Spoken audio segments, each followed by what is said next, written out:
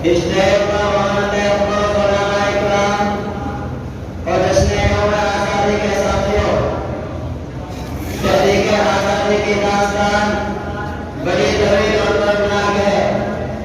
आमतौर पर ज़हन और दिमाग में ये तसव्वुर बिठाया जाता है कि जंग आज़ादी की कामयाबी का ज़रा कांग्रेस, गांधी जी, जवाहरलाल नेहरू और दूसरे हिंदू लीडरों को सफल कर जाता है।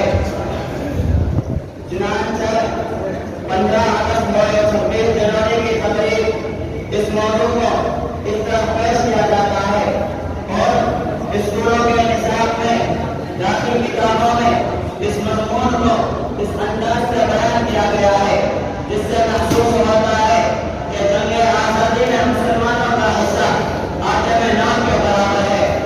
बहुत मुमकिन है कि फिल्मों पर इस्लामतों की ये साजिश हो कि मुसलमानों की मौजूदा और आइंदा नस्ल को इसके असलाफ के कारनामों से बेखबर रखकर इनके ज़हन और दिमाग पर अपने रहमो करम के मोहताज होने का सिक्का दिखाया जाए, जिसके नतीजे में वो हिंदुस्तान में अपने किसी इस्तेमाल के दावेदार न हो सके।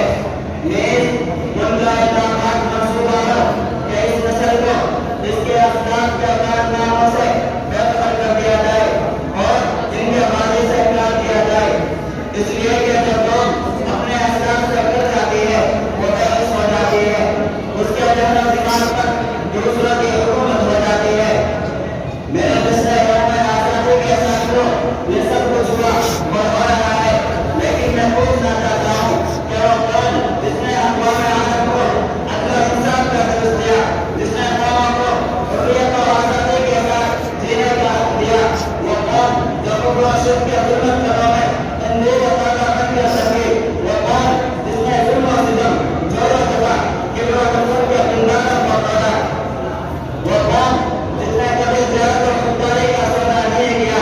इंसाफ से बताओ, क्या वो शाकिर अंग्रेज की गुलामी इख्तियार कर सकती थी? अरे बताओ, वो कौन जिसने पैसे और दूसरा और बड़ी बड़ी ताकतों के गुरूर को खाक में मिला दिया? वो इंग्रेज की तलवार और तोपों और टैंकों के सामने घुटने टेक सकती थी? अरे बताओ, वो कौन जिसकी रज़ा में उमर बिन खत्ताब, खालिद बिन वलीद, अबू उबैदा बिन जर्राह, मोहम्मद बिन कासिम, सिराजुद्दीन अय्यूबी का खून बह रहा